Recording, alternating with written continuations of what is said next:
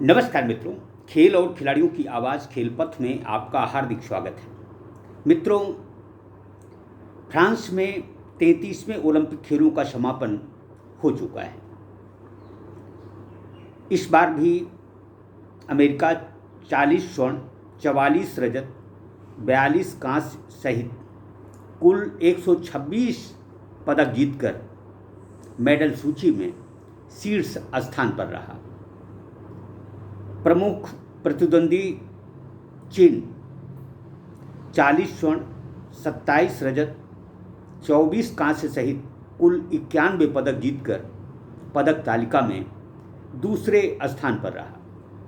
तो जापान 20 स्वर्ण, 12 रजत, 13 कांस्य सहित कुल 45 पदक जीतकर तीसरे, ऑस्ट्रेलिया 18 स्वर्ण, 19 रजत, 16 कांस्य सहित कुल 53 पदक जीतकर चौथे तथा मेजबान फ्रांस 16 स्वर्ण, 26 रजत, 22 कांस्य सहित कुल 64 पदक जीतकर पांचवें स्थान पर रहा।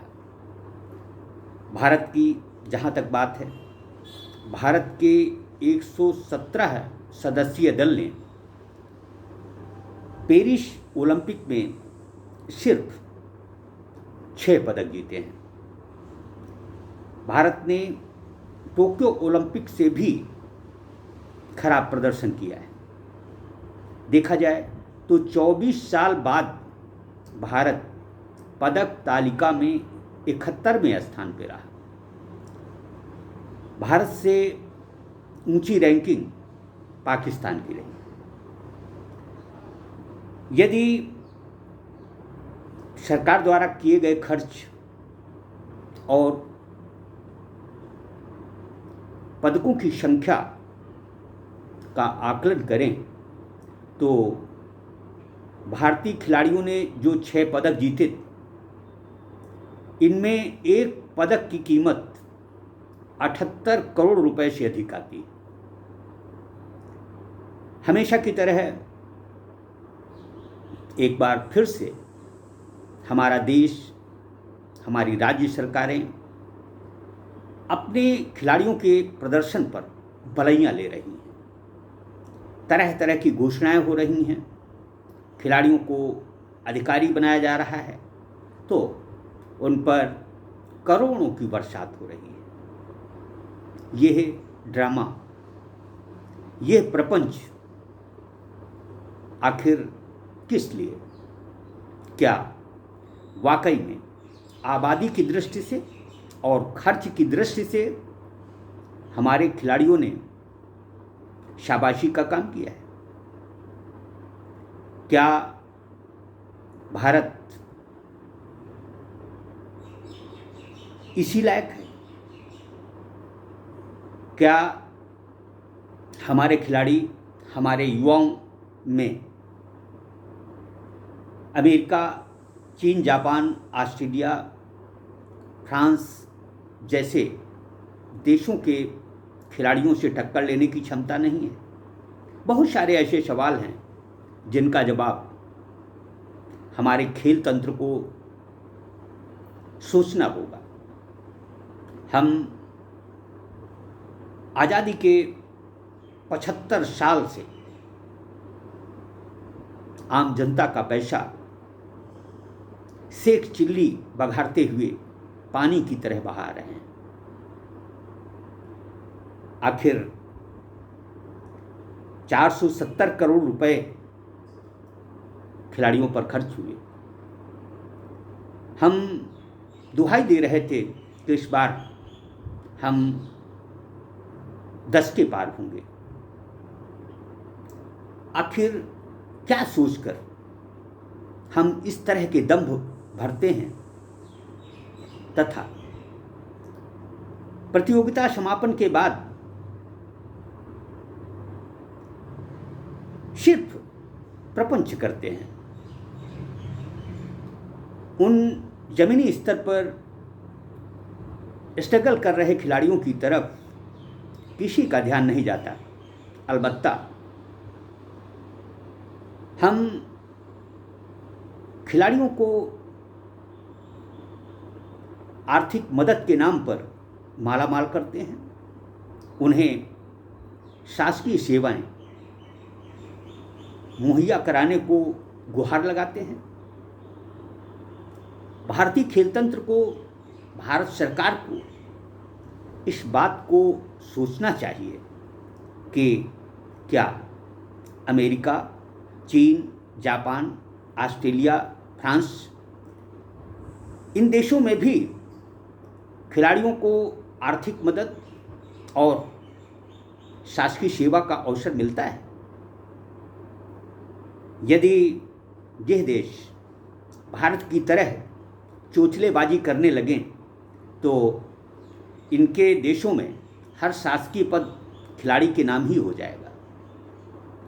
दरअसल जब तक हमारी नीयत साफ नहीं होगी तब तक हम खेलों में कभी सर्वश्रेष्ठ नहीं बन सकते।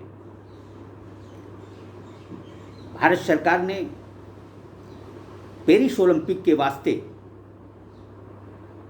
खिलाड़ियों को आर्थिक मदद देने, सुविधाएं देने में कोई कोताही नहीं बरती। जो भी खिलाड़ी मेडल जीत कर लाए हैं उसमें निसंदेह उनके दमखम, उनके कौशल का अहम रोल है, लेकिन सरकार द्वारा दी गई सुविधाओं को भी हम सिरे से खारिज नहीं कर सकते। दरअसल जो ड्रामेबाजी, जो प्रपंच हमारे प्रधानमंत्री और दूसरे राज्यों के मुख्यमंत्री करते हैं, इन्हें शर्म आनी चाहिए। इन्हें इस तरह के आडंबर से दूर रहना चाहिए। यह कतई शाबाशी के काबिल नहीं है कि हम 140 करोड़ की आबादी और 6 मेडल पाकर इतना इतरा रहे हैं कि जैसे दुनिया जीत ली हो। इस तरह का तमाशा अच्छा नहीं है। हम जिस तरह से वैश्विक खेल मंचों पर पदक जीतने वाले खिलाड़ियों को प्रोत्साहित करते हैं, उसी तरह से हमें जमीनी स्तर पर स्ट्रगल कर रहे प्रतिभाओं को मदद मिलनी चाहिए। हम उन लोगों का पेट भरने की कोशिश कर रहे हैं जिनके पहले से ही पेट भरे हुए हैं। यह ड्रामेबाजी, प्रपंच बंद होना चाहिए। यह कोई कमाल का प्रदर्शन नहीं है। ओलंपिक में हमारी औकात सिर्फ 6 मेडल की है। हम 6 मेडल पाकर भी ऐसा जाहिर करते हैं जैसे हमने दुनिया को परास्त कर दिया। ये सब कब तक, क्यों, किसके लिए चल रहा है? क्या खेलों से जुड़े लोग इस तमाशे के पीछे का राज नहीं जानते? जो भी हो, मैं कतई इस प्रदर्शन को शाबाशी वाला नहीं कहूँगा। हाँ, जिन खिलाड़ियों ने मेडल जीते हैं, खासकर मनु भाकर, नीरज चोपड़ा, सरबजोत सिंह, स्वप्निल कुशाले, अमन शेहरावत तथा भारतीय टीम को बधाई देता हूँ कि उन्होंने एक खराब सिस्टम होने के बावजूद देश को मेडल दिलाए और भारत का वैश्विक खेल मंचों पर गौरव बढ़ाया। जय हिंद, जय भारत।